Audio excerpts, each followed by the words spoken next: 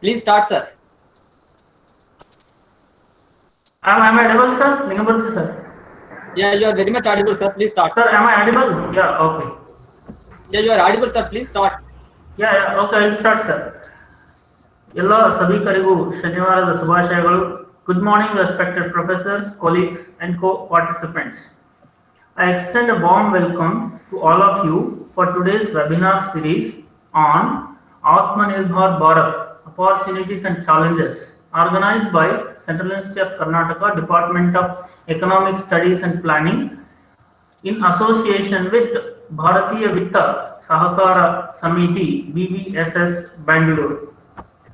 Today we have with us two eminent speakers, Professor S.K. Loraya and C.A. Naval Kishore Bajaj.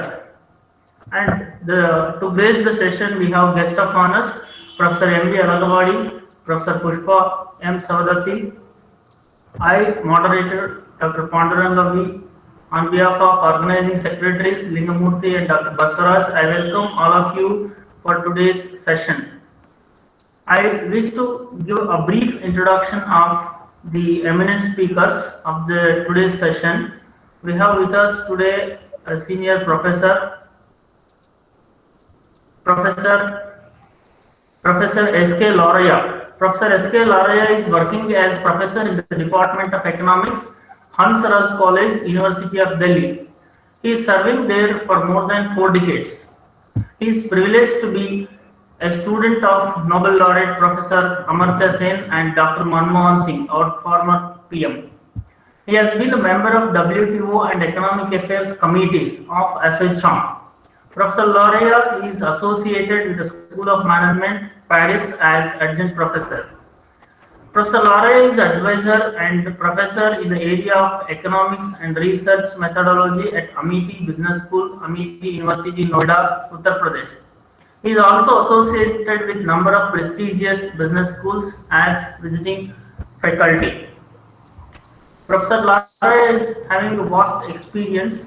He is working as marketing research consultant to a reputed cement company, JK Lakshmi Private Limited. JK Lakshmi Cement Private Limited.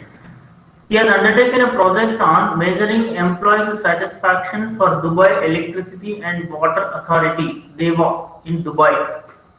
He has been conducting MDPs in the areas of business environment, trade policy, WTO, in the developing world, managerial economics, customer relations management, and marketing research for managers at the senior level in both private sector as well as public sector companies like Indian Airlines, Telecommunications Consultants of India, BSNL, National Thermal Power Corporation, Onida, JK Lakshmi Cement, SAIL, Indian Airlines, etc. He has extensively traveled abroad, various countries, and academic and other assignments. Sir Loraya sir, we welcome you on behalf of all the participants as well as on behalf of organizing secretaries. A warm welcome to you, Loraya sir. And I will also introduce another speaker of the day. Another speaker of the day is C.A. Naval Kishore Bajaj. C.A. Naval Kishore Bajaj. Bajaj is a chartered accountant. Bajaj is a chartered accountant, certified internal auditor, certified information systems auditor, and forensic accounting. C.A. Kishore is currently working as Chief Audit Executive and Enterprise Risk Manager of Japanese MNC in Bangalore. C.A. Bajaj is a member of Expert Study Group of Internal Audit Standards Board of ICAI, Institute of Chartered Accountants of India.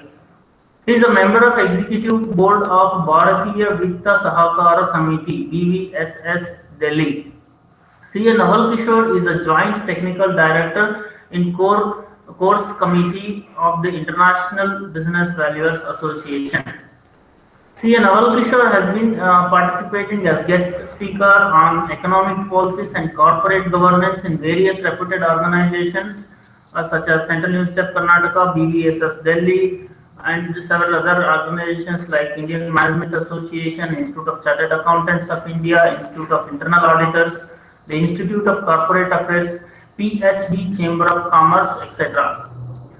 And he has done a lot of social work also. C.A. Naval Kishore has worked as the rights of home buyers in Noida.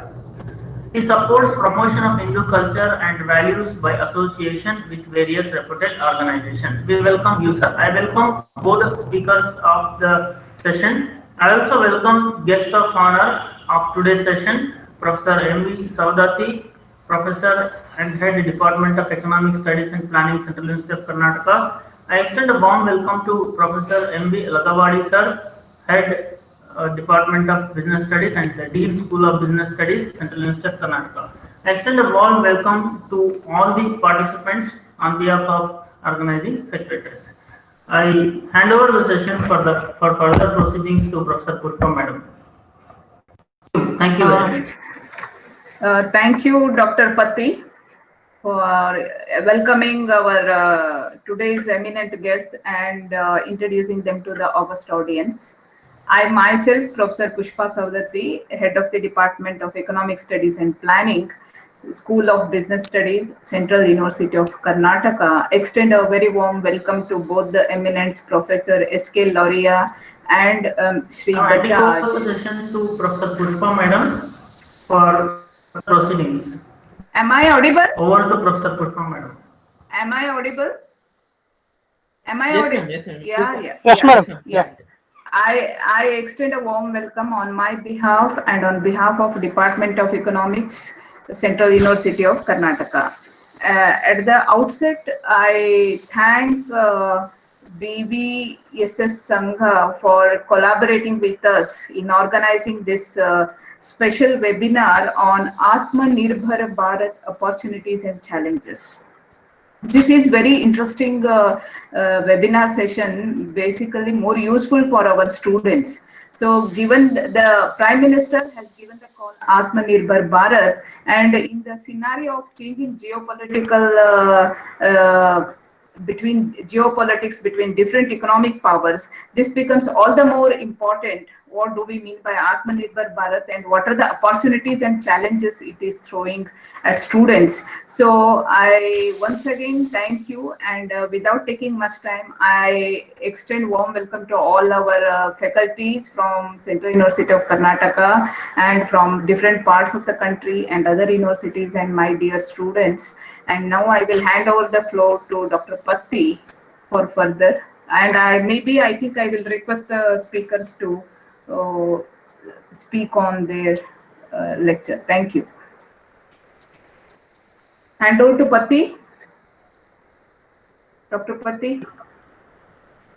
Thank you, madam. Thank you very much. Now I request Professor S.K. Loria to start his presentation. Professor S.K. Loria, most welcome. You are ready to. And good morning, everybody, all the participants and respect. It's indeed a privilege to be with you today. Let's see, my dear friend Naval Bajaj. And I'll just be speaking to you on Atmanirbhar Bharat, some issues, challenges, and opportunities. Let me tell you on the outset, I'm not here to provide solutions. I'm just going to raise some issues in academic connotations, and will be willing to answer all the questions as they come across. My discussion will be in three parts. One would be, why do we need Atmanirbhar Bharat? What prompted the present dispensation to do that? And then, how do we interpret Atmanirbhar Bharat? There's a different interpretations, but we in academics, we have to take a very logical and relevant analytical interpretation. And then, from a very holistic point of view, we have to look at what challenges and opportunities are. In the nutshell, we have to just weigh whether challenges are more than opportunities or vice versa. And then look at what scenario is in front of us for the next 5 years. I limit my discussion to about 30 minutes, 25 minutes, time permitted by the organizers. See, what is Atmanirbhar Bharat? If I put it in 3 words, it's a vibrant, dynamic, and outward-looking India in the community of the nations. For the last 5 or 6 years, we have seen how India has been given a status in the community of nations by UNO, by Americans, other countries. So what has happened is, suddenly we find there is a change in the whole scenario. And that's why the need for Atmanirbhar Bharat has increased further. And that's why our dear Prime Minister has said that we have to go for Atmanirbhar Bharat, self-reliant India. I just list 4 or 5 reasons in this direction, then continue with that. One is the COVID, this pandemic. It has kept everybody on tenterhooks, as you know. I need not put across to you as to why it has some tenterhooks, but disturbed the whole equilibrium of the economy. And we find that all the economy in the world are down in terms of their GDP, their basic economic indicators. But even in these times, in the month of March, we were not producing even a single PPE, personal protection equipment. Today we are producing lakhs of them in a month and exporting also. Same is true of ventilators. Had these not been done, perhaps we would have depended on supplies from China and other countries. This is Atmanirbharta. Then there's a changing economic scenario in the world today. Trade wars likely looming very large between China and America, having impact on the world. Then there's a Chinese expansionism is also happening.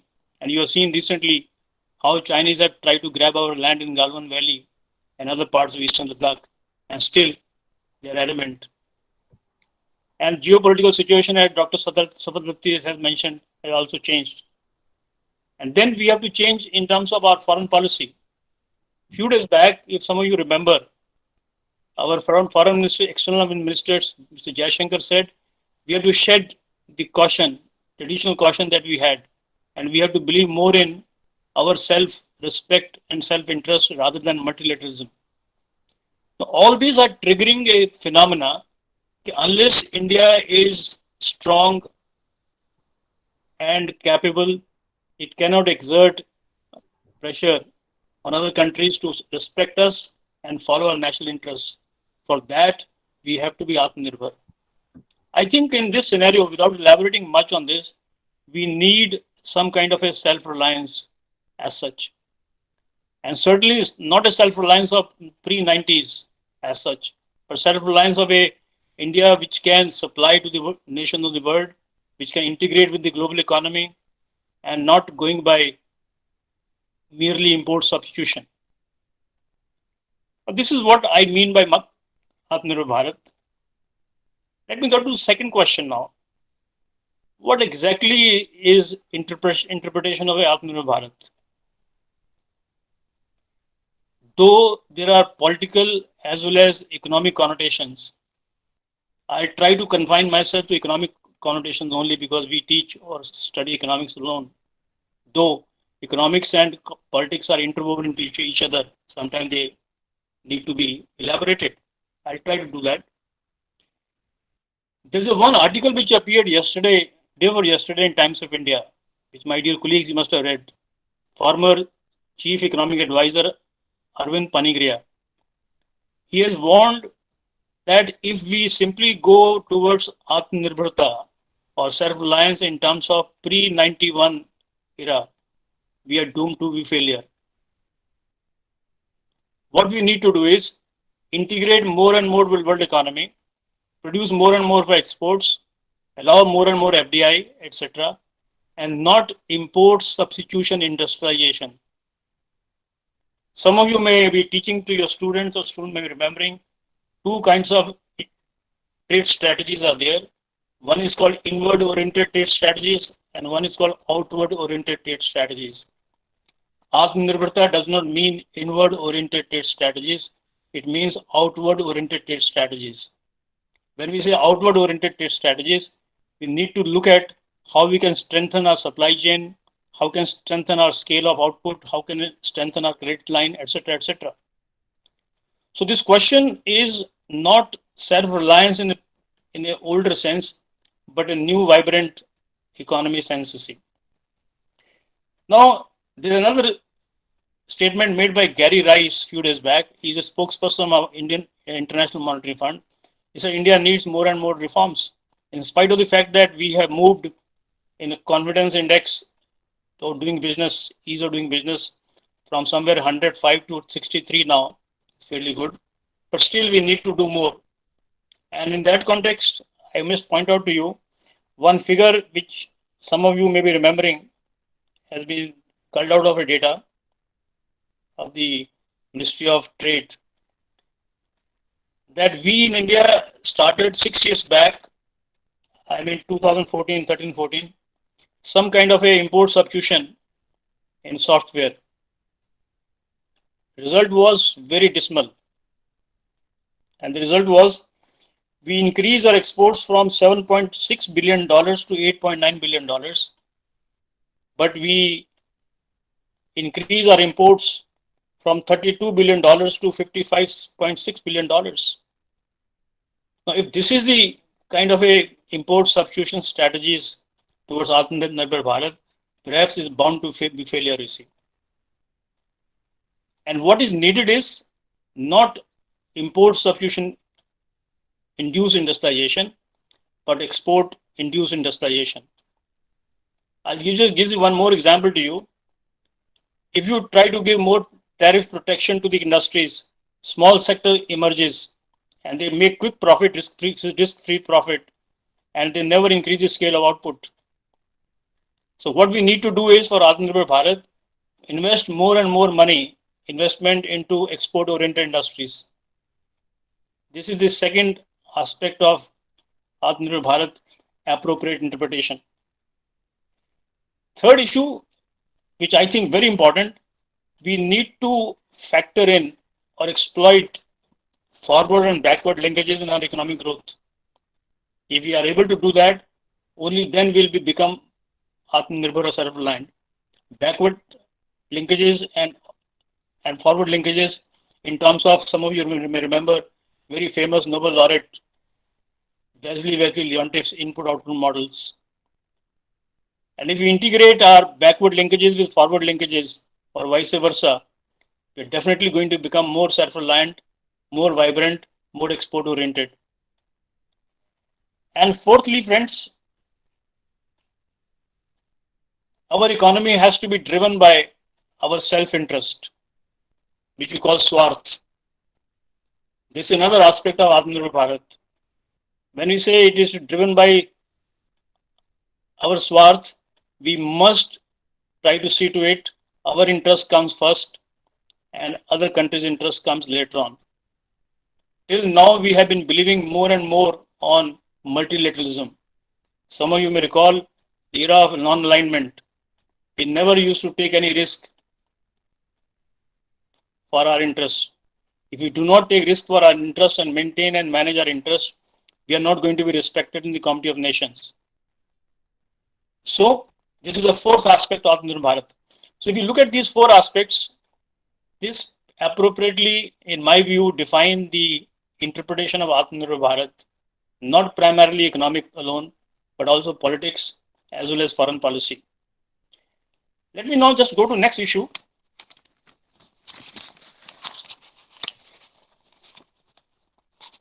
What are the opportunities we have? I think we have to take a positive approach, both in challenges to meet and opportunities to exploit. My dear colleague and friend Naval will explain you in more details some of the issues which I'm not that competent, but certainly I'll put it out to you, some of the more very significant issues in opportunities. One is the global supply chain management. You see, due to the Chinese and American trade disputes and Chinese so-called dominant strategies to deal with other countries of the world by way of financial muscle, there is a disruption in global supply chain. Many companies want to shift from China to other countries. This is a very big opportunity for us. And you might have noticed recently, Foxconn, a company which is already there in India, is going to invest a huge money, close to about $5 billion, in manufacturing advanced versions of Apple iPhones. And Apple is also going to shift some of its more production from China to India. Second example, Jio platform has attracted huge investment, and Google is going to invest around $3.3 billion in next 2 or 3 years. And Sundar Pichai has recently offered $10 billion to Indian economy over the next 10 years. And a company called Aramco has invested heavily in Reliance, and so is Facebook. So we sense an opportunity here where if we are able to provide some kind of infrastructure, skill sets, and right environment, we can attract this disruption to our advantage. If we are able to do that, this is a big opportunity for Atmanirbhar Bharat. And here, Atmanirbhar Bharat doesn't mean that simply we have to buy local goods, but locally produced goods. When we say locally produced goods, it means the goods which are manufactured either by foreign companies operating in India or Indian companies. So Atmanirbhar does not mean we buy only Indian. But if we make in India, that's a more important issue as such. Similarly, there is a huge opportunity in APIs, active pharma ingredients. Active pharma ingredients are nothing but the bulk drugs which are used for making various kinds of drugs and pharmaceuticals. We are heavily dependent on China. There's a company called Torrent, Zydus Cadila, Ranbaxy. Name the company, they all import their APIs from China. Why not we have some kind of a very robust production and manufacturing base in India for APIs? And if we are able to do that, which the government of India is trying recently, then I think there will be more move towards more and more for Atmanirbharta or self-reliance. This self-reliance doesn't mean that we should produce at a higher cost. If the increase in scale is allowed or being achieved by the companies by heavy investment, both foreign and Indian companies, definitely this is a big opportunity. Third opportunity in my view is on high-end software. So far, what we are exporting is a low-end software, not high-end software. There is no dearth of Indian talent abroad. Silicon Valley is full of Indians. Why not we tap the development of high-end software? This is more value-oriented, revenue-oriented, rather than the quantum-oriented. Then another option is opportunity exists in defense production. For the last 5 years, we have been talking about more and more defense production and exports and inviting foreign investment, but nothing much has happened. This is the right time. We should exploit these opportunities. One of the major issues in defense production increase is it creates a lot of externalities, and many technologies which are developed to develop the products for defense production can be passed on to industry for domestic use, non-defense use. World over it has happened. It can happen in India also. If that happens, there will be a good interface between defense production and production of non-defense goods. I think this is a very big area of opportunity for us. Then come to telecom. Telecom is another area, friends. We have been buying cheap telecom equipment from other countries, including China. Why not we develop or R&D, etc. And recently you heard Mukesh Ambani in his speech online AGM that his company Reliance Jio is developing 5G solutions specifically made for India and for export. This is a very encouraging development, and if it gets through, which I'm sure it will get through, is going to have very big spillover effect all over India, and we can compete with world's best, Huawei and other companies per se. Another opportunity exists in startups. India is a hub of startups. Naval will speak more on that, since I am not that, I told you, competent to do that. But certainly this is a big area. How to do that? Why do we do it? For how long we do it? I think this more and more startups can lead to generation of skill sets, processes, technologies, etc. at a low cost. And let me come to the next issue also, that is the issue of education. As we all are educators, spend our lifetime in education, there are skill sets in India available. Education strategies and facilities are available. Why not we put more investment to education? I was talking to a few friends yesterday, and one consensus which emerges that why not corporate sector is allowed to come in the education sector.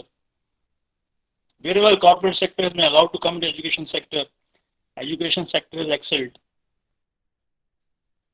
Typically, if any student of yours or mine want to go for MBA to US or other countries, he has to shell out around 95 to 1 crore of rupees. Why not we provide such facilities here? And if we do that, we are not only helping the people to save money, but also creating a right and relevant skill sets, which has a very beneficial impact on the production and other facilities in this country. So friends, this is another opportunity. Then there is another opportunity in healthcare, you see. Invest heavily into healthcare. India is a destination to a large number of countries from the Middle East and Africa and Asian countries, because we are comparatively cheaper in terms of offering health services. Why not we exploit this area? But for doing all this, you need to create more infrastructure, give more freedom to the health investors, as well as reduce controls and regulations. So friends, I think these are the opportunities in my view which are available, can be harnessed by the country, government, entrepreneurs. It will definitely take us towards more and more towards the Atmanirbhar Bharat. There are many more which I am not saying at the moment for the sake of brevity of time. Let me now look at the challenges. Saying opportunities are there definitely doesn't mean that challenges are not there. And in my view, challenges are much more daunting than the opportunities. One of the biggest challenge for exploiting opportunities, which I just mentioned to you, is the absence of a robust, vibrant banking system in this country. Naval will speak more on to you with data, but let me tell you, we find a large increase in NPAs, non-performing assets of banks. In order to curb those NPAs, you make more and more rules where credit expansion becomes a casualty. The moment credit expansion becomes a casualty, there is a dryness in the flow of funds from banks to the customers. And since PSUs are largest banks, they are very, very cautious in terms of lending. That's why credit offtake for last 1 year is very dismal. So unless credit is available, that too at beneficial terms, easily available to the entrepreneurs, merely having opportunities will not be exploited unless such investments or funds are available. Second, the more important issue is a legal and justice system. We have so many controls, so many regulations, archaic laws, and if any entrepreneur unfortunately has legal issue, the very, very slow system of legal justice in this country, this needs to be improved. How to be improved? I am not expert. I am sure the discussion may follow my interaction and Noel's interaction will throw some light on how to improve on this. I just give one example. In Supreme Court, recently I had a chance to visit in connection with some case. The case is lying for last 3 years, and it is the only interpretation of one paragraph of a office memorandum of Department of Personnel and Training of central government. And already there is a judgment, 2 judgments given by Delhi High Court. One is a single bench and one is a double bench. Both have upheld the case. The Government of India went into the appeal through SLP, specially petitioned Supreme Court. It is lying in Supreme Court for 3 years. If an ordinary citizen has to face these problems, you can very well imagine what will happen to the economic issues. So there is a urgent need for improving, modifying legal and justice system. On top of that, I'm not sounding very negative, but the fact is, which all of us know, you must also be knowing in Karnataka, lethargic, insensitive, inefficient bureaucracy. I'm not going to elaborate the issue of a lethargic, insensitive, inefficient bureaucracy. Bureaucracy is a backbone of any decision implementation. If a political class takes a decision to exploit opportunities, but implementation part has to be by the bureaucracy. What kind of a bureaucracy we have? Well, this needs to be bugged up, inefficient, have to be removed. But can we do that? It's a very, very big challenge, you see. Though Government of India has started retiring some inefficient people, but it's still way out. And further, we have archaic labor laws. Only 3 states, Madhya Pradesh, UP, and one more state, I'm forgetting his name. They have given some relaxation in terms of the labor laws for 1,000 days. In terms of the prevailing situation. But labor laws need to be changed. You can hire a person, but you can't fire a person, even though he's inefficient. And then Inspector Raj, labor inspectors visit, and they can tell you which industry would like to invest money in case you find that this industry is always afraid of maintaining huge records of labor issues. So that needs to be changed. And another problem is land acquisition. Land is a very basic input for expansion of industrial development. And all of you know that how Land Acquisition Act was passed and how tricky is it, where if you want to buy a land, you have to take permission of a group of villagers as such, and high prices they ask, you have to pay them. Acquiring land is a very big issue. I don't know whether the present dispensation will be able to improve upon Land Acquisition Act. And then is a corruption. I think specter of corruption is a very big challenge. I'm not making any comment on whether it's increased or decreased, but it exists. If it exists, it eats the vitals of the economy, eats into the vital of decisions, eats into the very basic issues where favors are shown. So opportunities do exist, but corruption reduces their quantum. And one more issue which I will like to put across to you, that is the political class and system. I think for exploiting opportunities, a very big challenge in terms of how our polity responds. If we are very argumentative, we have to pull each other's legs. This is what is happening for the last few years in this country. Then opportunities cannot be exploited per se. So there has to be some kind of consensus among the political parties for achieving high rate of growth, becoming vibrant, Atmanirbhar, exploit opportunities. But if we keep on criticizing for sake of that and indulge in some saber rattling, perhaps it becomes a very big challenge. And lastly, my dear friends, not the least, because there are many more, regulatory and control measures. I think India is one of the very few countries in the world where still regulation and control are very, very high. So in a nutshell, I would put across to you, challenges are more than the opportunities. And you may ask me a question here, do we see a road ahead. In my considered opinion, there is a road ahead. There is a silver lining. Silver lining is we have a stable government at center, very, very vibrant leader like Mr. Modi, very efficient team.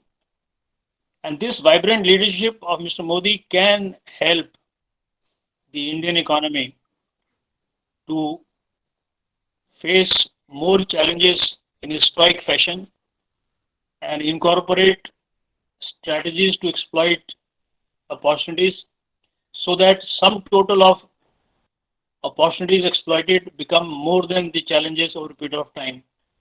How much time frame? Well, difficult to say, but certainly this present dispensation is capable. But how far this present dispensation does it, how far is allowed, is a big question that needs to be elaborated. And I think we need to be positive about Atmanirbhar Bharat, and the positivity is the key issue. One last issue which before I just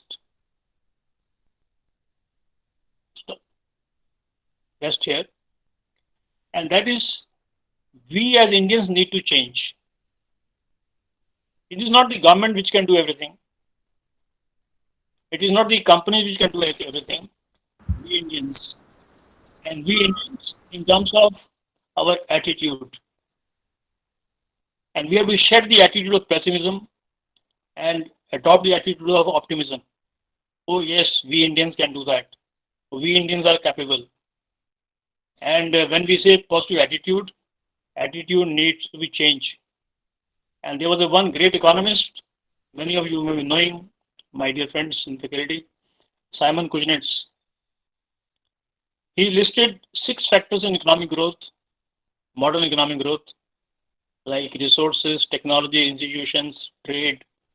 And one of the major factors he listed was attitude. Unless you have a right and positive attitude, the growth may come, but growth may not become modern economic growth, you see. Anyway, this is all I want to share with you.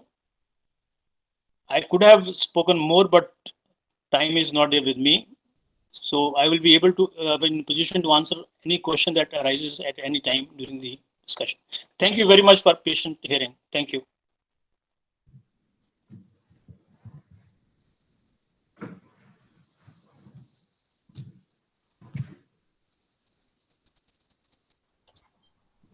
Pandanga sir.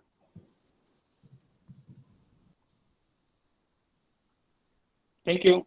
Pandanga sir. Yeah.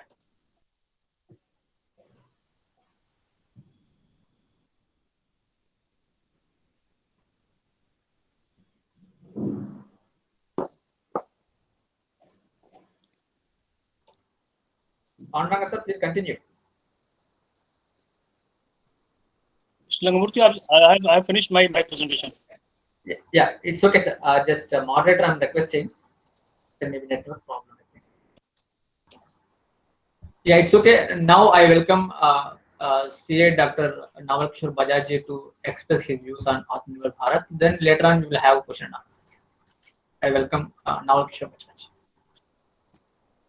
Thank you, Professor Lingamurthy.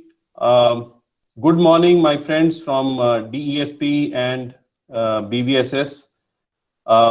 First of all, I pay my greetings to the august presence of Professor Alagawadi, DN School of Business Studies, Professor Pushpa Savadatti, Head of DESP, Professor Pandurang Patti, our moderator, and Dr. Lingamurthy and Dr. Baswaraj from DESP.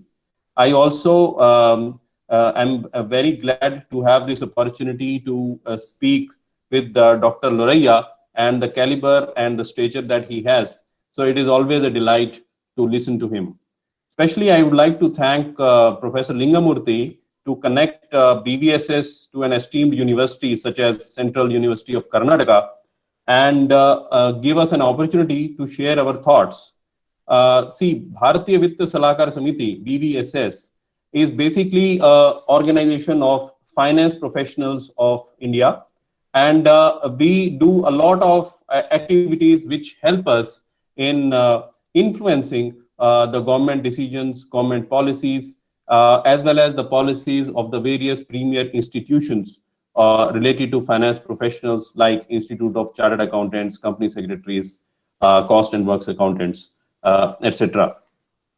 As part of our economic think tank activity during this COVID crisis, we have been giving suggestions to the government, and some of them I'm very glad to share with you that they have been implemented as well.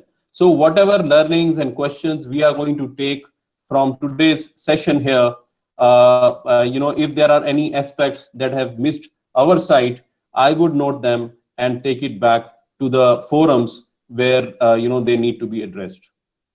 Guys, it is hard to talk, speak after Laraiya ji, who is such a prolific speaker, and he has actually covered almost every important topic in his speech. Being a chartered accountant, I would like to focus my discussion on finance, India-China comparison in a way, and some sector-specific aspects. Where are we right now? So there are very high expectations from India. We have performed well, but still not up to the expectations. After the very good mandate that the recent central government got, the people were saying that India could grow at 8%, 9%, given the political capital that it has generated. But due to certain bottlenecks, we have not been able to perform that much. Still, we are much ahead of the other world economies, and it is enviable growth, I must say. But still, we have not met the expectations. Now, what are the factors that impact the long-term growth rate of any economy? To me, there are three key factors that impact this.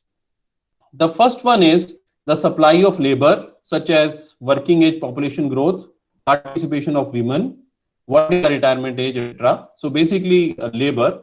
Second is the level of investment that we can have. Thirdly, it is the total factor productivity, TFP. As you all are economists, you would be knowing what I'm talking about. Now, basically in India, we are placed very well on all of these fundamentals. As per various studies that I have seen recently, by 2030, close to 1/5 of the world's working age population, which means the population between 15 years of age to 64 years of age, will be Indian, 1/5 of the world's working age population. That means we might be adding in 1 year, we might be adding total population of Philippines in single 1 year. And it is going to be a youthful median age of 28 years, which means we will be 10 years below the median age in China. And the supply of labor will be India's key advantage. China's working age population, in comparison, already peaked in 2015, and it is on a track to decline by 27 million in the year 2030, as per the current studies. Now, at around 30%, India's investment to GDP ratio is high by the global standards, but it still needs to increase to be able to achieve a real growth rate of 6%, which means a nominal growth rate of 9 to 9.5%. Now, who will drive this investment? Guys, I feel that we have limited resources. Our domestic investment resources are limited, so it has to be driven by the private corporate sector. See, the private corporate sector is likely to remain the main source of investment, followed by households like me and you, and then the public sector. Public sector is largely going to be expected to focusing on infrastructure sector spending, which needs to increase further by at least 2% of GDP, which is a big amount. And just to share with all of you, projects worth $1.4 trillion are already in the process of being drawn up under the National Infrastructure Pipeline, NIP. We need more investment from abroad to fund this, since our domestic investment resources are limited.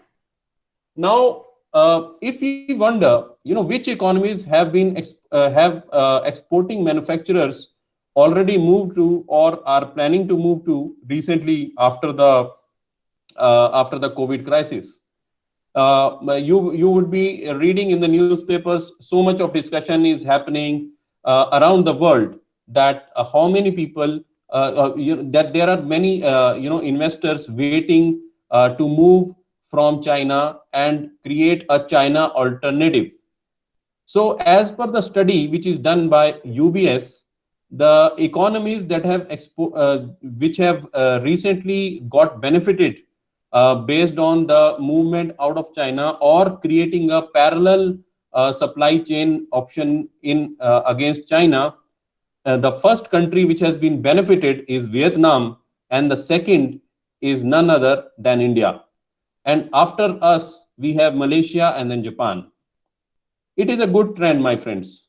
And I feel that with government efforts and the clear direction that government has taken, we are going to be further benefited by this global trend. According to estimates, 2020 could be a record year for FDI with US dollar 161 billion estimated to be in the pipeline, which is nothing but double of what we got in 2019. By the way, what we got in 2019 was itself a record. Now, Indian policymakers are taking steps to benefit from firms adopting a China plus one strategy to diversify supply chain risks. Right now, China has many linkages to the global supply chain where only China is the supplier. There is no other economical alternative. And all the countries, all the big corporations have realized this risk given the current political scenario and lack of transparency from our neighbor country. And right now they are basically working on China plus one strategy. I would not say they are going to move out of China completely, but they are definitely trying to create another alternative.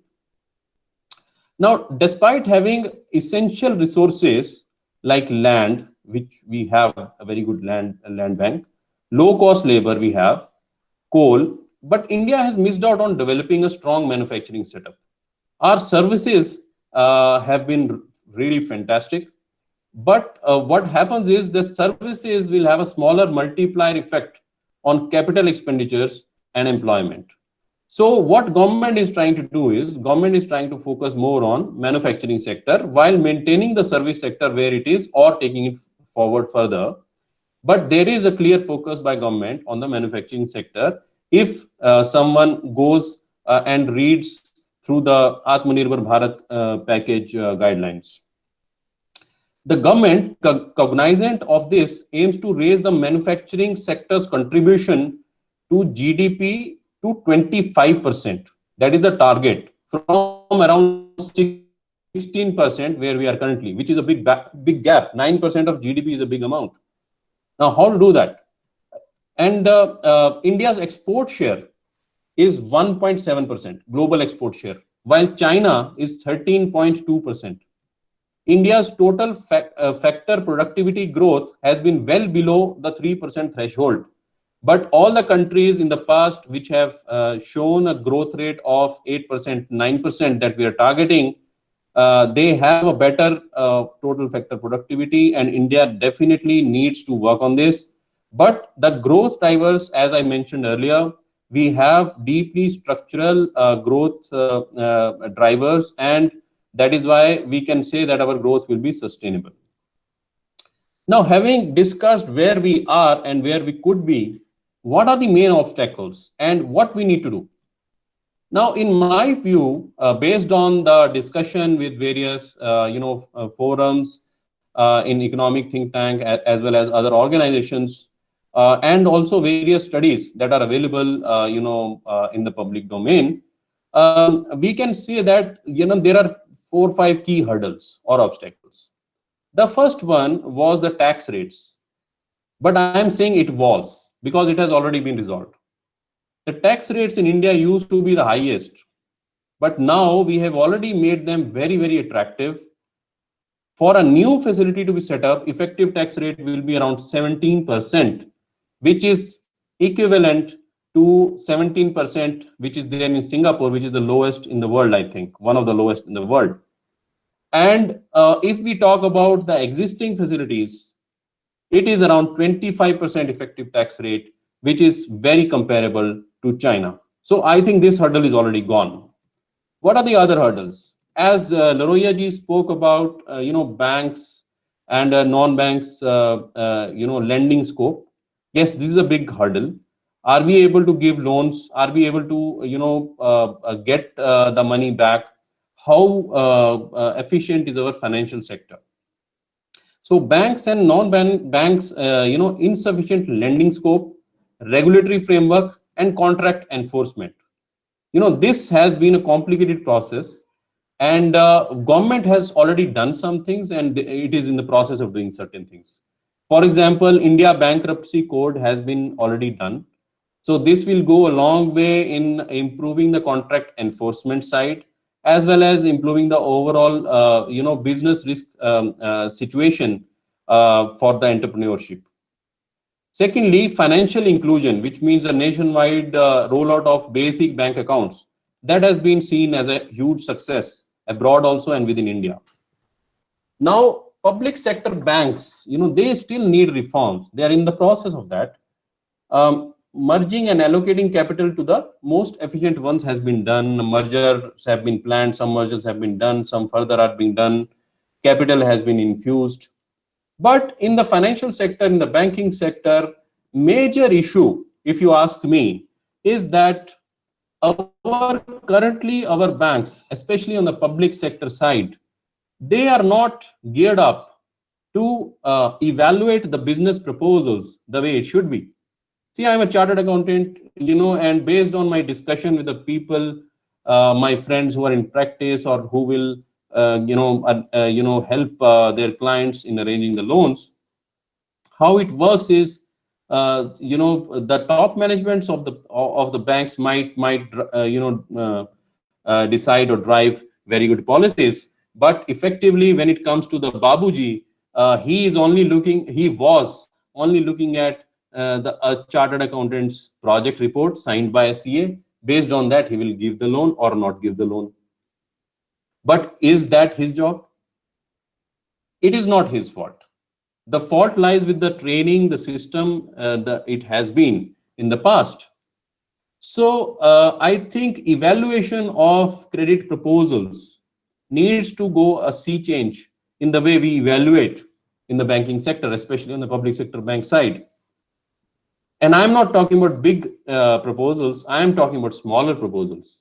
The bigger proposals anyways get, they land in the board of directors level.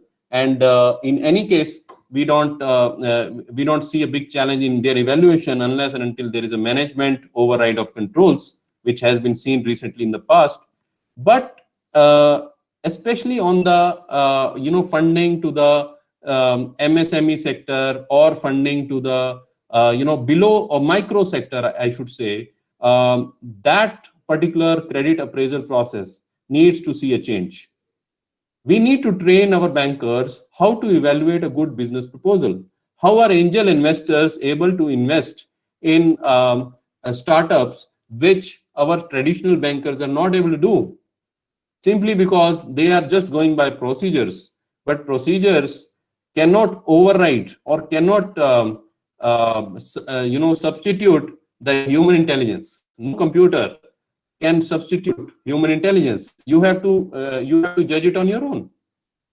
So and another important aspect is we don't have really a long-term lender right now. See, ICICI has also been converted into a retail bank. And we really need an institution which can help in long-term lending effectively. Coming to the infrastructure bottlenecks, see, some power sector reforms have been done, but the very key other reforms which are still in progress are related to dedicated rail freight corridors and highway build-out programs. Another aspect is availability of skilled labor quality. This is another bottleneck. Now, if we see, we have more than 100, 110 labor laws existing in the country. I, being in the corporate audit department of an MNC, I also face this day in and day out. We are not confident that which law, which notice will come which day. And every state will have a separate labor law. And, sometimes they're very funny. Sometimes they might just talk about putting a notice in place or putting a particular, storage space in a particular way. And if you're not doing it, you are subject to the penalties. In fact, they need to be made more effective. And effectively, the current labor laws are actually not protecting the labor interests either. So I am not advocating that you dilute the rights of the labor. What we need to do is we need to balance between the rights of the labor as well as the flexibility of entrepreneurs in terms of managing their labor, as well as transparency, simplification, and less overhead. In terms of administrative and regulatory burdens, see, we have done wonderful job in UID, and where we have done biometrics based registration system that allows for direct subsidy benefit transfer, easy enrollment for bank accounts and other services, electronic project approvals with tracking and clear timelines, e-auctioning, private mining, all this is happening. But GST, although it has been a big reform, but GST, we have to ultimately lower the number of tax brackets and create equal conditions across the states, which is still not done. It is a long way to go till there. And most importantly, I think Naroya ji also spoke about it. Long legal and land acquisition processes need to be simplified. That is one thing where China did much better than us in the past, and that is why they are where they are. So our land acquisition regulation and law, which was started by Modi government immediately after they came into power in 2014. I remember that this was their first agenda, but based on so much of pushback by the opposition and all the political pressure that came on, they have kind of dumped this idea. I don't know what is happening right now, but this is something which cannot be left out. It has to be worked at. Now, coming to what have been our achievements. So I will not repeat what Naroya ji already mentioned. He has already mentioned some key achievements. But one important achievement, which I would also like to mention, is India has become Samsung's second largest handset producing location. Apple plans to move 1/5 of its China capacity to India over the next 5 years. And already you would have seen the news today in the newspaper. Discussions are going on in the Chennai. And iPhone assembly partner Pegatron is planning to set up shop in India as well. India is now accounting for 1/5 of global production in cell phones and is a net exporter. By the studies, by 2025, if India is able to upscale to more value add, then it will help creating 20 lakh new jobs by 2025, as per the study done by Credit Suisse. Now, our ease of doing business ranking is still low. It is at 77, but it is improving. At the same time, China is at 46. So we have a long way to go.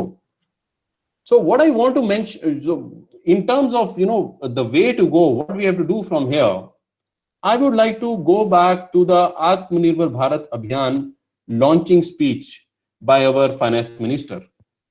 She mentioned 5 pillars and she mentioned factors of production. What are those 5 pillars? Economy, infrastructure, technology-driven systems, demography, and demand.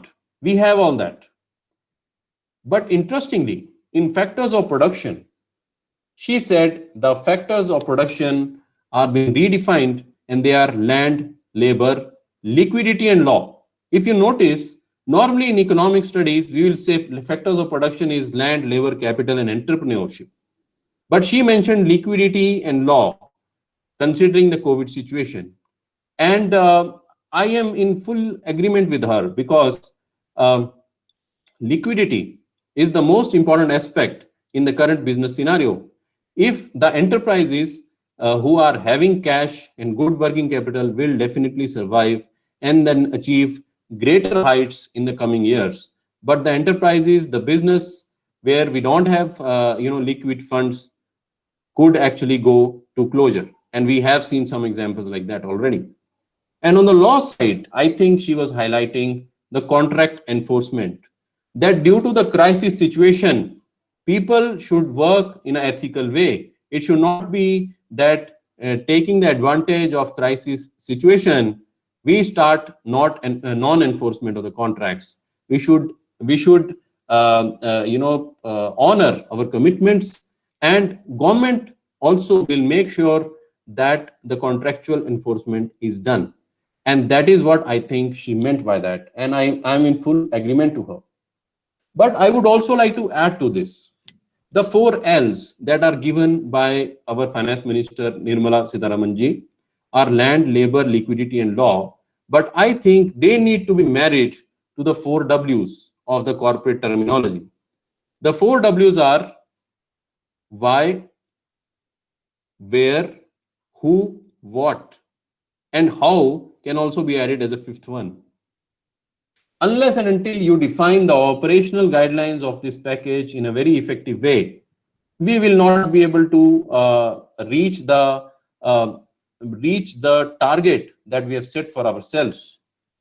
And why I am trying to mention it is that government has launched very good policies, but they have to be ultimately put into place by our bureaucracy. And bureaucracy needs a mindset change, and we are working towards that.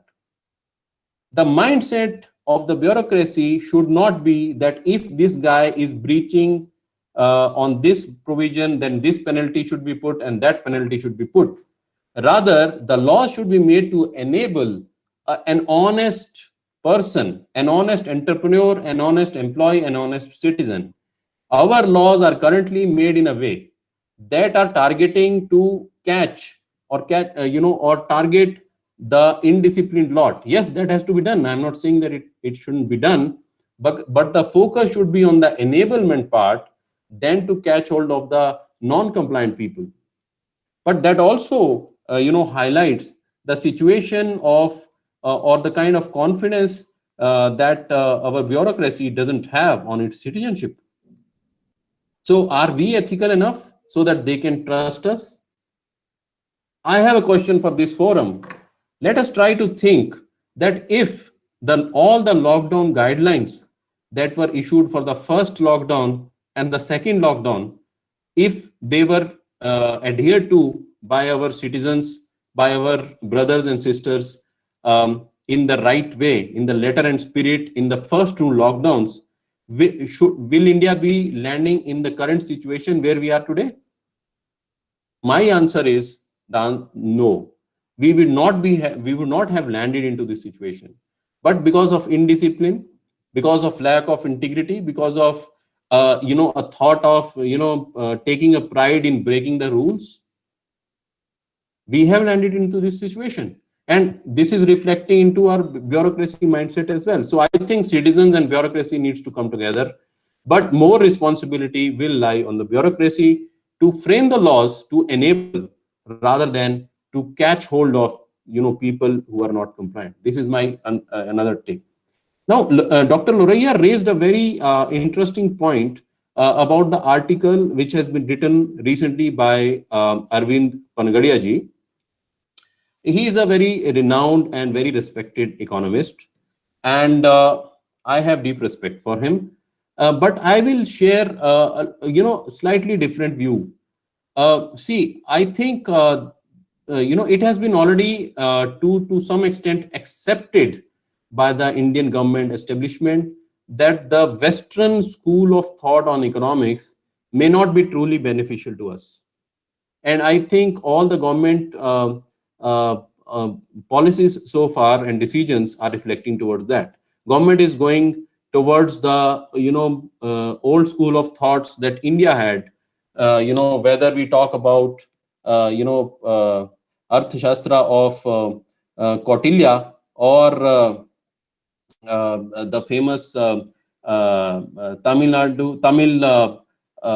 thinker Thiruvallur. In fact, our chief economic advisor, Dr. Krishnamurthy, has authored economic survey that talks about ethical wealth creation for a prosperous India. And I invite all the students and all the gentlemen here, ladies, to go through that economic survey. It's very interesting. What I want to say is, Arvind Pangadia ji has taken an example of mobile phone industry and said that it has not worked in the past to do import substitution, so we should not be targeting that. My view is we have to take a two-pronged approach. One, we have to focus on some specific priority sectors which are strategically important and which have a big potential for India. And at the same time, we have to keep substituting the imports, especially the imports which are coming from China, which is an adverse country, or any other country which is adverse.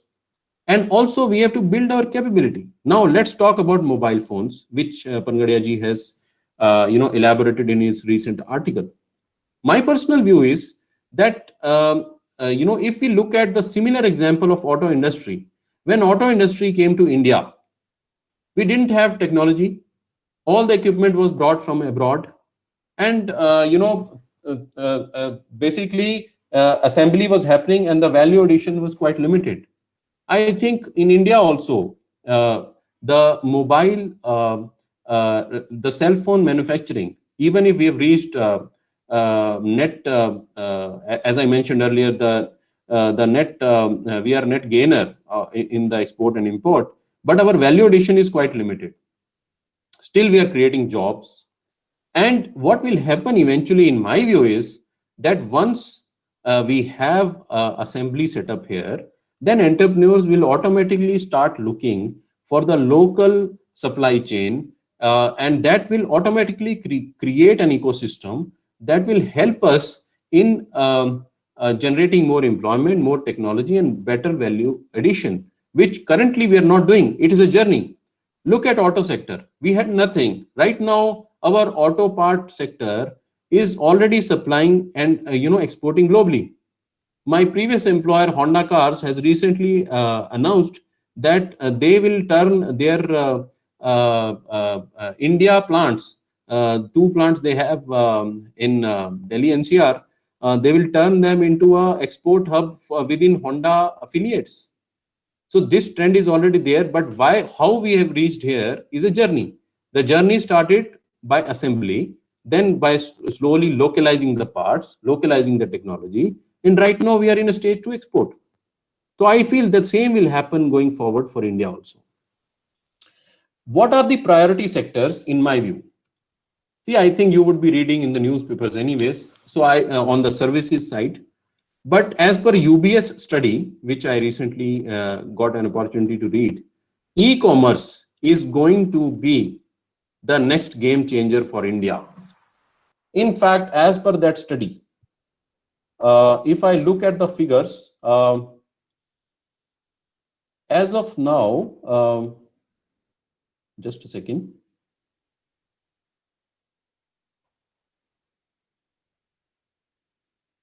Yeah. So e-commerce, as of now in 2019,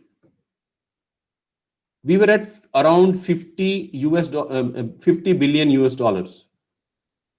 As per the study, by 2030, in next 10 years, we have the potential to go to 350 billion US dollars simply in e-commerce, given the capability that we have, given the market we have, given the reach of smartphones that we have, and broadband and everything else, which means 7 times where we are right now. But there is another point I want to raise in terms of e-commerce. The most important point is, as of now, all our startups, most of the unicorn startups have capital from China. Why is it that India cannot create its own capital?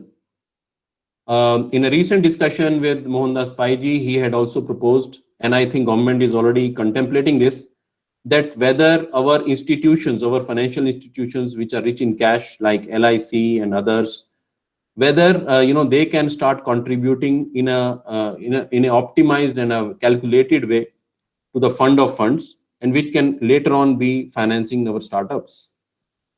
But we need to think about innovative ideas, that how can the foreigners, especially the country like China, is able to fund these startups. They are doing good, but in India we don't have capital, capital to invest in this. Now, I am not saying there is nothing.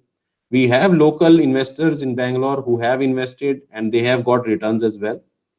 But as an overall ecosystem, I think this needs to develop further. My next discussion after e-commerce as a priority sector will be on pharma. Especially Laroya ji spoke about APIs. See, a very peculiar point on the APIs I would like to inform to everyone. Till 2005, we had a lot of APIs together. And right now, in 2020, we are seeing that we are totally dependent on China. Such a big pharma industry, such an important strategic industry of India is totally dependent on APIs of China. How did it happen? It has happened because China was subsidizing its materials being sent to India, and that all was done on the behest of their government. That is what is suspected. And because of that, our domestic industry went in a bad shape. There is another aspect, that we have a lot of pollution here in India. And the only way to tackle this pollution thing, because it directly impacts the APIs, is to actually promote API parks, which government is discussing right now within their own functions. And we need to promote these API parks with common facilities to support all environment issues and make API manufacturing competitive. And then only we will be able to slowly substitute what we are getting from China. Another aspect is the medical equipment. Right now, the medical equipment is all coming from abroad. We don't have trust on our own medical equipment, maybe because of the quality. I am not an expert in the healthcare sector, so I will not comment on that. But what I have recently heard and read, that even our nurses are not trained to handle sophisticated ventilators. So there have been cases where the patients have choked recently on oversupply of oxygen. So that means our entire healthcare sector and the ecosystem needs to go a change. And a holistic picture has to be seen. My friends, I'll tell you another important and very interesting fact. China has introduced learning of its traditional medicine, which is called TCM, I think, into their MBBS equivalent syllabus. And it was done 20 years ago. So their doctors are very well conversant with their traditional medicine also. And right now, China is basically fighting COVID situation majorly using the traditional Chinese medicine. And we all know that we have a lot of capability. We have Ayurveda, which is very effective. We also have capabilities in India on the other medicines, Unani and others, homeopathy. But unfortunately, in the curriculum of Indian doctors, we don't have that included. And that is why when you go to a very qualified, allopathy doctor, he will simply say, either this is, I don't know anything about it, or he will simply say, I cannot vouch for it. And that will shake the confidence of the patient. Although there is a medicine available, which is good for the patient, but our prescription system, our doctors are not equipped or educated on those parts. And that is why we are lacking. But we have to learn this from China. They have done it. And now, currently, what is happening is the Ayush Ministry has been set up and it has taken certain initiatives, but it needs to go one level further. I think I have in recent discussions, it has been learned that there are many medicines that have been created by Ayurveda or other different schools of medicine. They have been proposed to Ayush Ministry, but ultimately the approval is required from ICAMR. And ICAMR is basically influenced by the allopathy because they don't have the knowledge of the other schools. And that is why approvals are not getting done, even if the medicine has been tested and thousands of tests have been made. This is I'm sharing based on closed door conversations with a very senior person. So we need some policies to manage this situation. Another important aspect is, do we have insurance policies which will cover the hospitalization under other schools like homeopathy? I got to know from a friend in insurance industry that there are some policies, insurance policies, which are available, which will cover the homeopathy hospitalization, but there is no proper hospital for that. So the point that I'm trying to arrive at is we need a complete ecosystem for the other medicine schools also, apart from allopathy, and we need to synchronize that so that our citizens are healthy. Another important aspect is Ayurveda basically focuses, and yoga basically focuses on prevention rather than prescription, and that has to come into the mainstream. If you are already prevented from a disease, then why will you go for expensive medication? That has also to be brought into the ecosystem. And we need to plan for the availability of the raw materials, because our vaccines are the best we have one of the biggest industries in the world. On the NPAs, Dr. Loraya, pointed out on the situation on the NPAs. I'm not going into the data part of it. To understand what is NPA is basically if someone is not able to pay his loan repayment installment for regularly 3 months, then a bank can categorize that as NPA. To be very simply put. Now, in current situation, government has allowed banks not to categorize certain loans because of the moratorium, that if they don't get the payments, then they should not categorize it NPA. But NPA is not equivalent to fraud. And again, I'm coming back to the same situation, same discussion which I mentioned initially.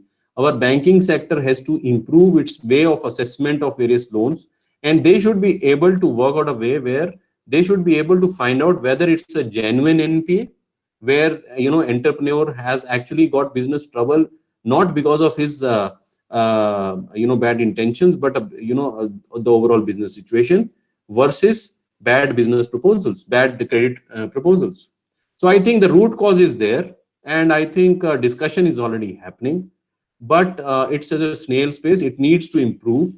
The board of directors of public sector banks are, very much involved into this. BVSS also had has a forum on board of directors of public sector banks and undertakings. And based on those discussions that happen there, I can assure you that all the board of directors are really pushing, this agenda, and we should see the results.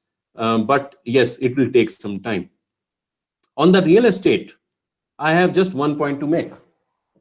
In real estate, especially on the group housing side, we see a trend has come where, and I'm talking about prior to COVID, that the buyer stopped buying any kind of under construction property.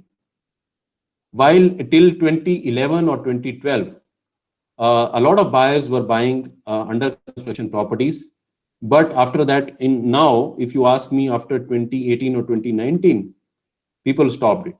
And what was the reason? The reason was delay in delivery of flats, especially in the Delhi NCR. It's a big problem. What you say, the various forensic audits of these important builders have shown diversion of funds. So basically, it has resulted in a lack of trust. And the lack of trust has put a lot of bearing on the industry per se, which is one of the biggest employer after agriculture. Real estate is one of the biggest employer. Now, it is a big problem. there are no clear solutions. But I think there are developers which have been transparent in the past, which have managed their funds properly, which have maintained their working capital properly. For example, Godrej, they have funds and they are continuing with a good fund, and they will continue to give value to their customers. On the other hand, there are bad examples like JP Amrapali, which are in Supreme Court.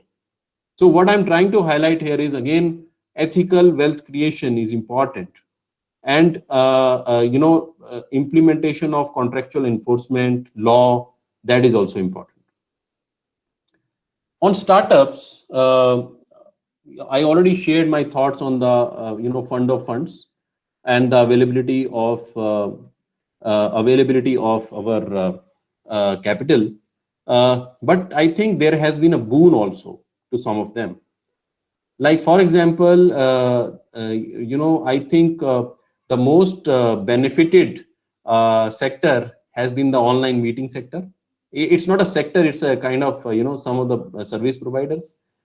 Everyone has used Zoom and, Microsoft Teams and Google Meet and, Skype and all that, which was never used in the past. It was always thought that, it is a privilege of the corporates, they will sit in a very good, nice meeting room and have an international call on these forums. But now we are, using these forums in a regular way and utilizing the benefit of efficiency. And it has helped these startups. So there is an opportunity. Similarly, if you look at Practo.com, they are, giving telemedicine. You can talk to your doctor on video. In fact, in Arogya, telemedicine has been a boon to the rural sector also. The doctors of Delhi, Bangalore, they are able to connect to the rural areas on video, on telemedicine, and they are able to guide and diagnose. So it is an opportunity. And thirdly, a very interesting recent trend is that industries are looking to monitor the efficiency of work from home. And now the tools have come in the market which can actually track whether a person is actually working at his home on his laptop or desktop or not. So for them, it is a boon apart from the industry like PPE kits and all, which Laroya ji mentioned. So at last, concluding my remarks, and then we can go for questions maybe. I would like to simply say that we have to focus on ethical wealth creation, and this has to be done at all levels, because it has to be done by government also, by officials, bureaucrats, by businessmen, but by people like us also. And you all are the students. You all are the future of the country. And I would like to say, and call upon you to follow this principle in future. Some of you might be economic policy creators later on. Some of you might be in some very responsible positions later on. But please, my request to all of you is, keep ethics and integrity in mind whenever you are deciding something. Because if India has to be made great, if India has to be brought back to glory, then ethics are the most important. With these words, I'll conclude my deliberation, and I'll request the organizers to take it forward. Good afternoon, respected professors and co-participants. I am thankful to Professor Laraya and CA Bajaj sir. Now the session is open for questions. If you have any questions, please raise them, and experts, please stay with us to enlighten us. Participants, please raise your questions. Sir, one participant has given a question in his chat box. Why most states has lack of bureaucrats, empty space in all departments? Why most states have lack of bureaucrats, empty space in all departments? How they can work with full efficiency? Whatever he has typed, just I have read.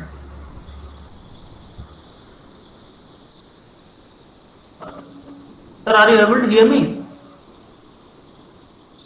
Sir, sorry, I missed your question. I couldn't understand it. Why most states have lack of bureaucracy, empty space in all departments, how they can work with full efficiency. One Okay, expert, one maybe the participant. question is about vacant positions lying in the government sector I and think so. I think so, administration, sir. right? I think so, sir. Yeah, I think my thought is I think it is linked to the priority as well as it is linked to the budget that is available. And again, the focus of government has now shifted to the fundamentals. But at the same time, I would say that again, as citizens, do we know how many people are paying their taxes properly? Not even 2% of the people are paying taxes to government, and then we expect government to give all the facilities in the right way. So my take is, and I think I'll invite Laroya ji's view also on this. My take is we have a dual responsibility for this situation, and it has to be resolved. But I think it is linked to the resources as well as the prioritization of the government. Laroya ji, maybe you can add. Yeah, I think Nawal, I agree with you 100%. But there's another issue also. There's always traffic in the government offices. And they go by the archaic rules they made sometime in the 50s. And optimization has to be done. So I think what you said is right. If you add what I say, perhaps it becomes optimal. I hope we Thank answered the you. question. Yeah, thank you, sir. Any other questions, participants, please? Hello, sir. Hello. Hello, sir. Am I audible, sir? Yeah, please. Yes, sir. Yes, sir. You are Yes, we audible. can hear Please you. raise your question, sir. First of all, thank you so much, sir, for your very informative session. But I think you didn't talk about, sir, privatization. So my question is related to privatization, sir. That in the time of privatization of many important sectors gradually, as recently in railway and coal sectors, sir, how this privatization will help India to become Atmanirbhar, as more than half of the population is one way or other under BPL or having no skill or having no education. Then how will they get employment in this private sector, sir? Certainly, I it think will help you. In, I think hello, sir. your question itself Uh, is very. Laroya ji, can you take it? I think. You see, moving towards privatization doesn't mean that you don't provide employment. It only provide employment as well as improve efficiency. And when you do not have sufficient resources in government command, or government has different priorities, why not railways have to be having some degree of privatization? Nothing bad about it. I think people shed the old notions that privatization is bad. Yes, privatization must be done with some regulation. Regulation must be minimum and control should also be minimum. Now, if DMRC, Delhi Metro Rail Corporation, runs, let's say, key routes like Delhi, Bombay, Delhi, Calcutta, Delhi, Chennai, what is bad about it? And how it is linked with the half of the population? So there will be increase in employment. And mind it, efficiency always increases employment. So employing more people in railways, the government does not mean that employment is the only objective. Objective is efficiency with more employment. Well, you need more efficiency and more employment to begin with. So you want more efficiency and more employment later on. That is a trade-off that you have to take your choices. I hope I have answered your question, my dear friend. Okay, sir. Thank you. Any other questions? There is one question in the Uh, chat may box. I may I add Dr. to what Laroya ji said?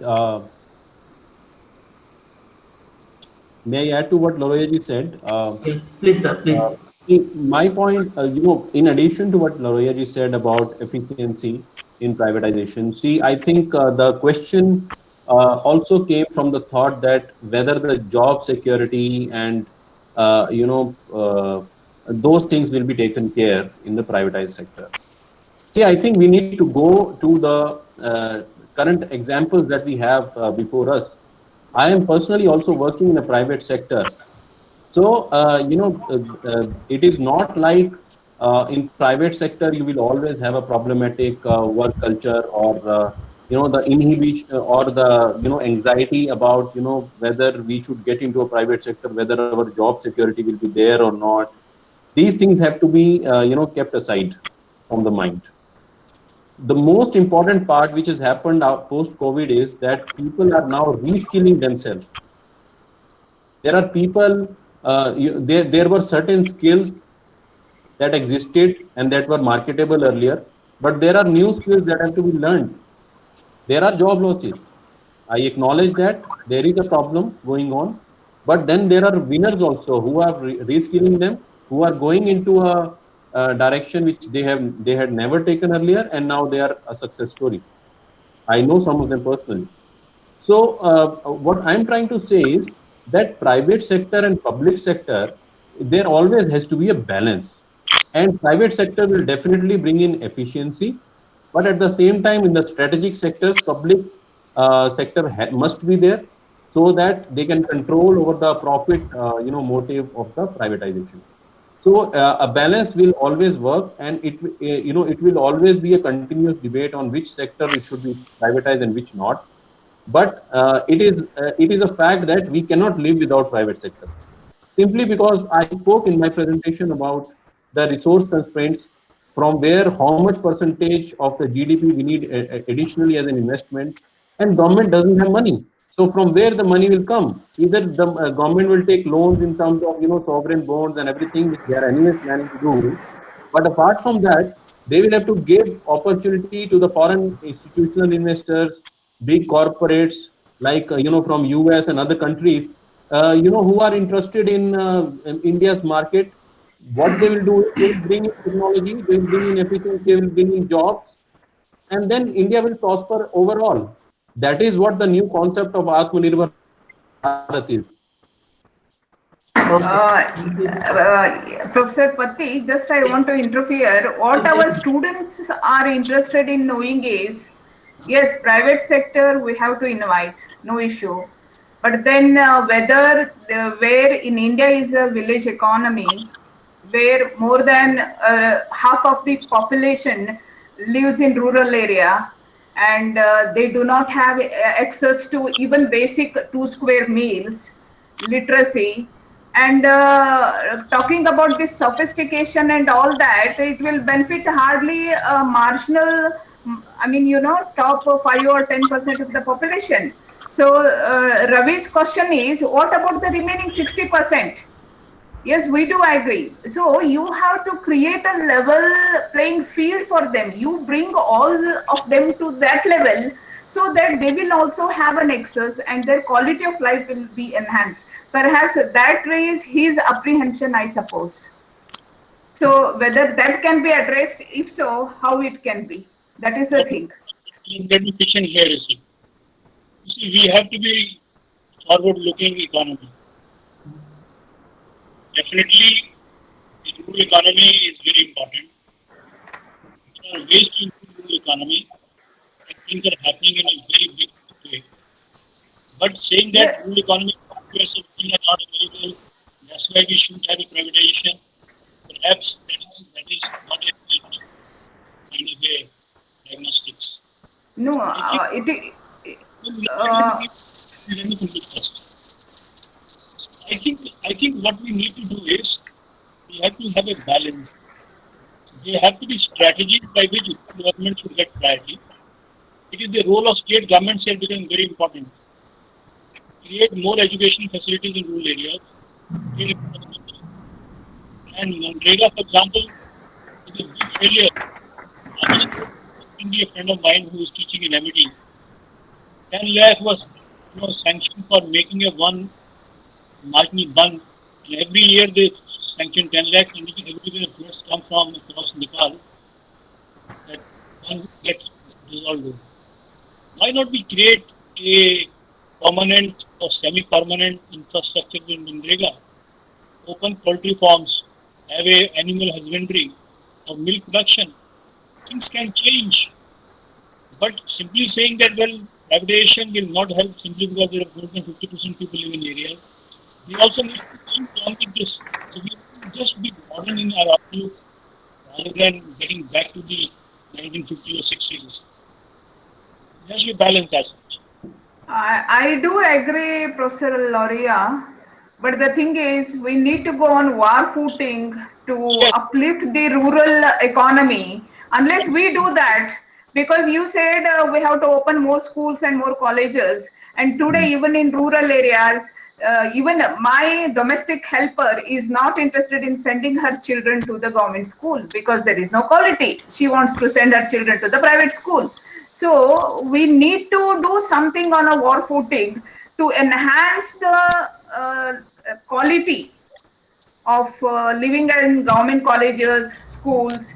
Unless we do that, I feel that we are not against privatization. We have to move with the water. It has to be dynamic, but then may lead to lopsided development of the economy, and that's what is happening today. If you see crony capitalism, or hardly top 2% of the people or 10% of the people are owning 70% of the national wealth, and whatever the resources, incomes generated as a result of economic growth are not distributed equally among the citizens of the people, among the citizens of the economy. It is eaten away by very few people. So how do you address the issue? That is the thing.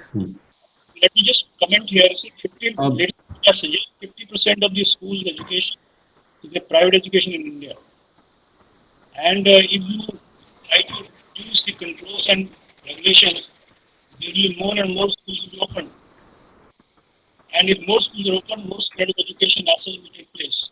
So definitely there has to be a balanced approach. But one issue cannot overshadow another in private education. You both have to go hand in hand. And that's why we said backward and forward linkages have to be created. I think it's a long-term strategies are required. I think more inclusive growth is required, but more inclusive growth is supposed to see in terms of how fast we grow it. Merely having inclusive growth is not sufficient unless you grow faster. You have to think innovative ways, and privatization is one of the innovative ways. Yeah. And I have one question here. to add to Dr. Naval Loria. Kishorji, Yeah. just a second. Let me finish my question, then you can take. Actually, there is some voice noise. Maybe Pandanga Pathi sir, can mute your mic? I think Yeah. there is a disturbance. Yeah, if you look at the FDI pattern and their investment is there only where they can get a lot of profits. They are not investing in the creation of infrastructure. They are not investing in the creation of employment opportunities in this country. They came for their own profit, not for serving this country. And now we are inviting them in each field where employment is being generated all these years. Now, in the past scenario, if you look at where they are not creating any employment or not retaining the employees already, they are there. So in this situation, whether Atmanirbhar Bharat is going to success by creating employment opportunities to the Indian workforce, and if we are not able to provide employment opportunities to all the people, it is absolutely going to fail, because ultimately we need to have employment opportunities to each and every one. Then only each and every person can contribute in the national wealth. So that kind of policies we have to adopt, and then only India will grow sustainable way. That's what my point. If you have anything, yeah. May I add to what Loria ji has said, and Professor Lingamurthy, I would also like to answer your question and Professor Pushpa's point. See, we have to basically see what can immediately work for us, and we have to see what is the long-term vision. When we talk about rural economy, it will not be right to say that government has ignored it in Atmanirbhar Bharat. In fact, I am, on record saying, based on my own assessment, we have never seen these kind of reforms earlier for the agriculture sector. The agriculture sector was not in so much focus, and in fact, government very clearly knows that if India has to come out of the COVID crisis, then it is the rural economy which will bring it out, because the monsoon has been good and rural economy till now has not been much impacted by the COVID crisis. There are so many things which have been announced in the Atmanirbhar Bharat package about agriculture focus.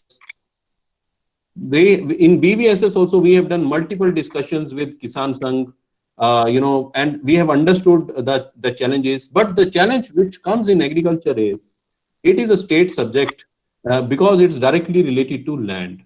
So a uniform policy, making, etc., is required apart from the economical incentives that the central government can give. And government is already working on it, to my knowledge.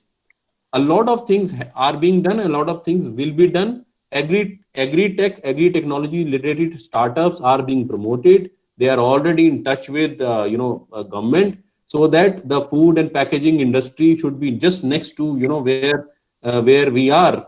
And we have to go back, as I said initially, go back to the initial thoughts of Indian economy. We in our traditional economy, agriculture was the base. We were still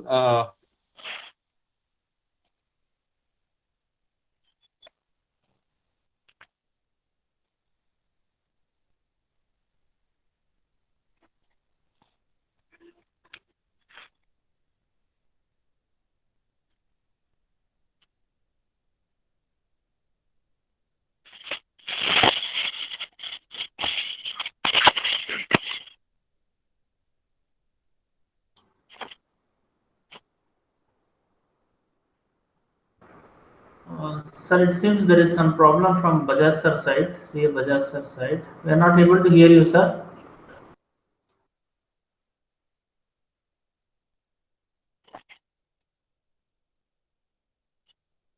Ms. Pandanga, can I pitch in now? Yeah. Bajaj comes.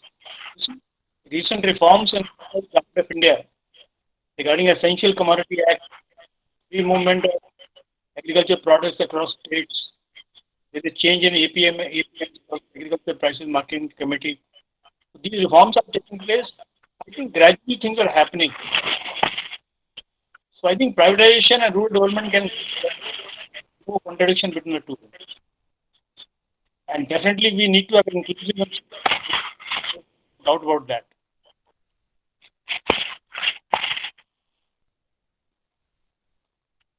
Any more questions? Thank you, sir. Any other questions from participants? Sir, there are some questions in chat box also. Any other questions? Otherwise, we will take questions from chat box. Sir, good morning. This is Sujata here. Hello. Okay. Is it audible? Hello. Yeah, madam, you are audible. Please, madam, you are audible. You can ask the question. Okay. Sir, actually in Indian education system, nowadays the education system has been increased and many of the rural area also, now education system, private and government sector also they are trying to improve. But then also it is not that employment oriented. Because earlier my father experience, he tells that earlier we were getting as a only BA, BCom, but they were calling as a government job or many different type of jobs were available. But nowadays it is after finish completion of the double degree or PhD or any other different training, immediately we don't get easily job. So what is the reason? And one more thing, the software engineers, it is a lot of competition in the market sector. After completion of only simply as any engineering degree, they don't get any job. After completion of engineering degree, they have to be complete the many different software programs as time to time, whatever the changes it will take place. So why we should not the syllabus kind of or the way that as our teaching methods are there, why not we can change that instead of looking into the foreign universities and all that? So why not we can empower our students or encourage to them towards to the increased employment level or as entrepreneur sector? What is the problem actually we are facing in India to get the employability? The main problem is that there is lack of interface. There is a interface required. You try to provide that kind of curriculum. Vocational colleges, the employability increases. According to one survey, 60% of engineers who pass out do not get jobs simply because they are not useful for the employment by the companies. And curriculum is outdated. Barring few universities, curriculum. So interface has to be there. That's why there has to be a lot of discussion between the education planners universities and the industry. So what industry requires better skills, better people man those activities. Perhaps if that is done, I think the employment can be eased. But if you don't, the problem. And secondly, all those question of your BA program, BCom program, they don't offer much skills except getting a Babu's job in a government office. But how many jobs are available? So as Naval was saying, you have to reskill, make them more vocational studies, colleges, more vocational training, and maybe you have to open such institutions more in rural areas. That can help. But it's a long-term affair, requires a lot of investment, thinking, as well as planning on the part of the government and private sector both. It's not an easy solution. Yeah, Laroya ji, sir, one more. Sir, my opinion, I think our youth, half in their life, half of the life they spend only to get the education. Up to 40, 45 also they try to get the education to get some better job. So is it any solution for that? Because remaining only the healthy life will be remaining another 5 or 10. But till 40, 45 years, they try to get only education to get the better job. So I think it's not our youth, that energy is we're spending only to get the education, but not settle in life, I feel, in India. It's happening that. Ma'am, there has to be some policies meant for self-employment as well as having skills to start entrepreneurship. I think these are the solutions. You say that only government will provide jobs, perhaps that's too much to expect. You need to have a look at a holistic view at even US, you see. This is happening. A lot of entrepreneurs are there. The government cannot provide to everybody. You see, pandemic, when jobs are lost, unemployment rates have gone up. So question is, you have to see the employment problem from different points of view, and there's no easy solutions are available. Okay. Okay. Thank you, sir.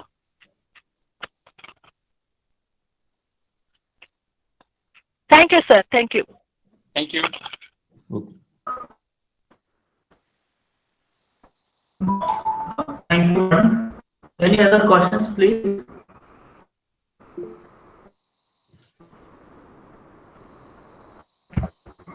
Any participants wish to ask any questions? There are no questions. We can wind up the session.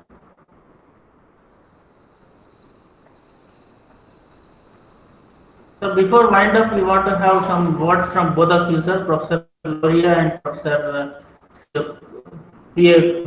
Sir. Sir, Professor Loria.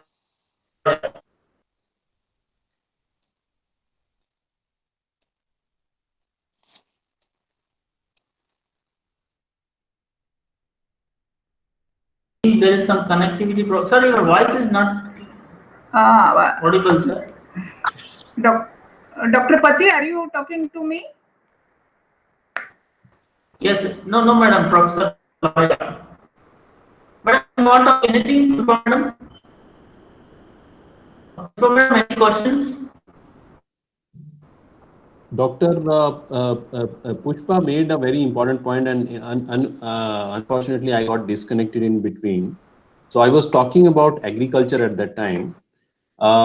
So on the agriculture side, see, we need to take it together, and I think government is trying to take it together along with others. So when we speak about FDI and other things, it doesn't mean that we need to ignore agriculture, but to bring something which is in bad shape right now up to a level will take time. So I will give you an example of defense production. Our defense production was in very nascent stage when the around 2014, 2015, if I'm not wrong. And at that time, government had taken a policy initiative that, okay, we will get into the defense production side. There were so much reform and structural changes in the way things were done was required that for the initial 5 to 6 years, we saw some progress, but not much. But right now, if you ask me, based on those structural changes that have already been done, the defense production is expected to double in next few years, from $7 billion to double, because now we have reached that stage that we have those structure in place, we have those policies in place, procedures in place, we have the role and responsibility set up, ecosystem is there, and now we will be able to scale it up.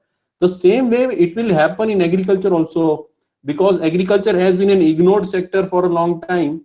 And there are basic fundamental issues about agriculture, fundamental issues about the supply chain, fundamental issues about the linkage of the agriculture produce to the markets. So it will take significant time in changing it. Yes, effort has already been started, but for now we also need employment. We have a lot of population, young population, which needs employment, and for that we have to simultaneously invite investment.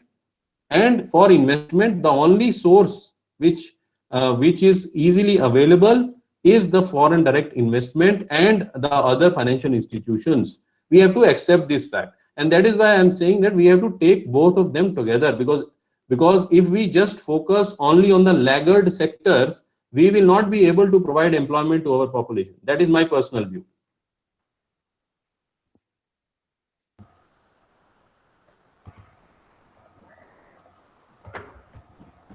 Anyway, Professor, Thank you, sir. it is a debatable issue. It is a debatable issue. Yes, we will talk about it later also. But thank you very much. Not a single issue as such, Dr. Pushpa. I think long-term solutions have to be there, and for both short-term, long-term, we go with strategy with choice variables.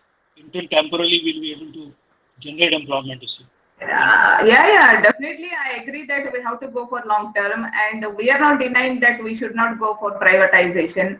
Only our apprehension is privatization, yes. But as Dr. Bajaj said, FDI is the only way. If FDI is the only way, then you create equally, forcefully the skillful labor. Demographic dividend we have to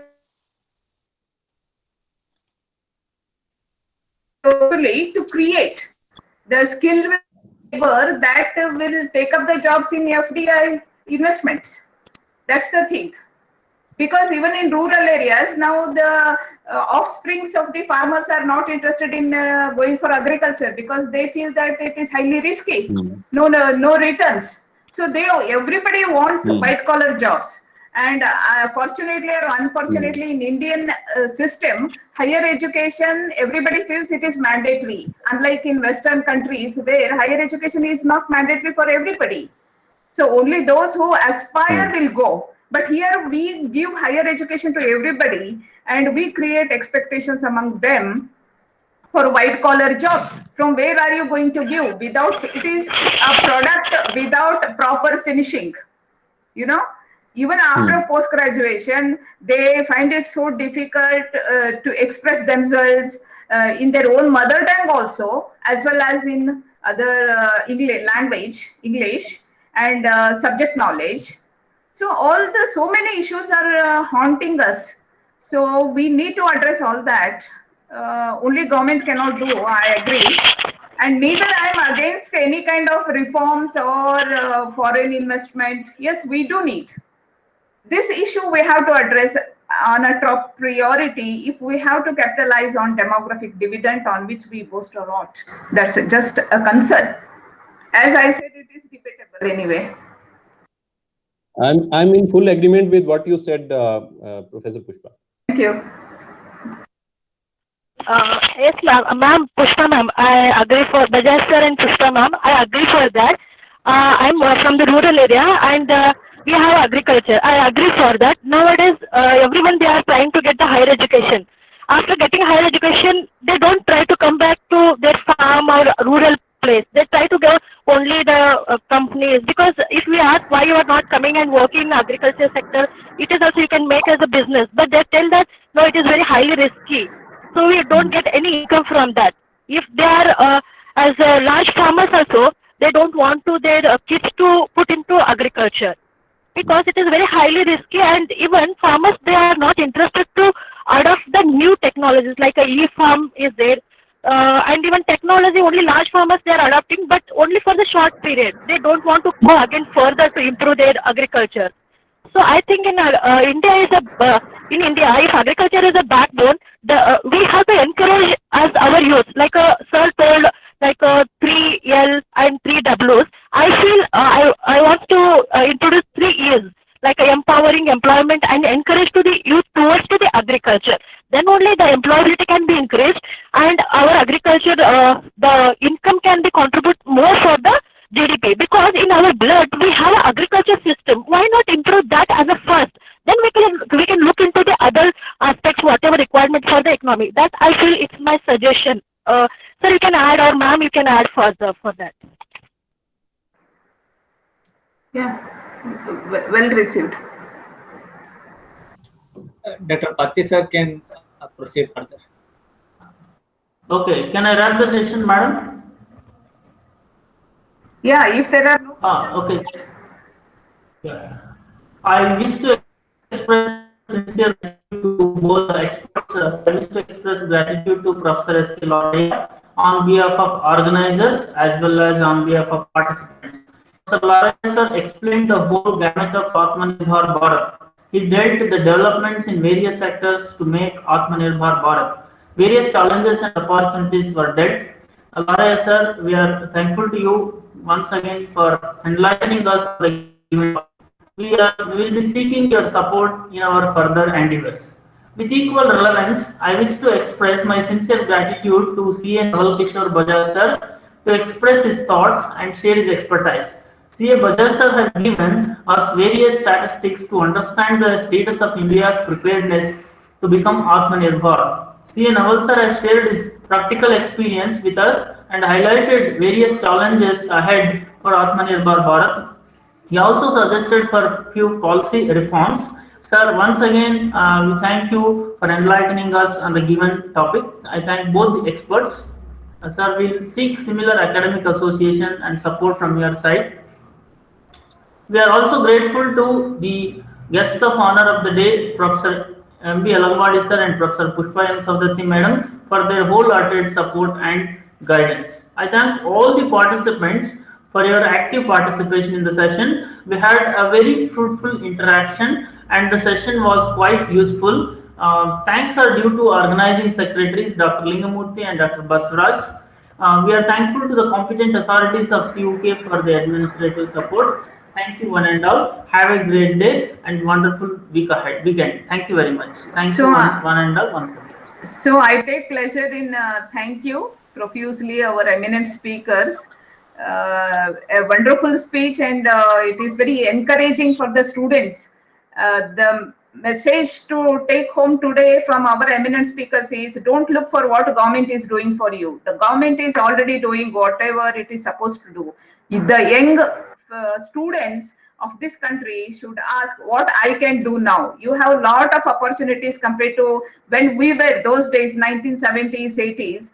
What is required is motivation, courage, dynamism, creativity. If you have that, whatever field you choose, you will excel. That kind of an environment has been already created, and the government is also further creating. So you have to come forward and make use of best use of the available environment, facilities and resources. So then only we can boast about demographic dividend, right?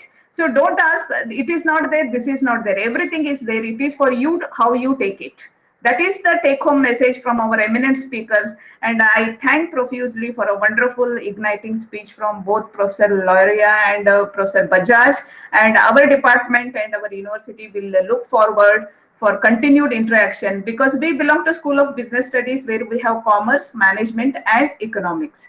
So thank you. And thank you to Dr. Lingamurthy, Basavaraj and all faculty and students for making this session a very vibrant and successful one. Thank you.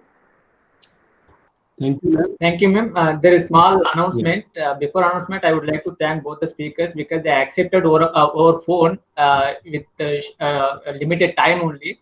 So for that, I am very kindful to them for accepting, and I hope we'll keep in touch academical sense. So day after tomorrow, we have a webinar series valedictory program at 4 o'clock, and speakers will be Raman Magsaysay awardee Harish Honde and Delhi School of Economics professor Surendra Kumar. I hope everybody will participate again, and we will meet Monday at 4 o'clock. Thank you and all.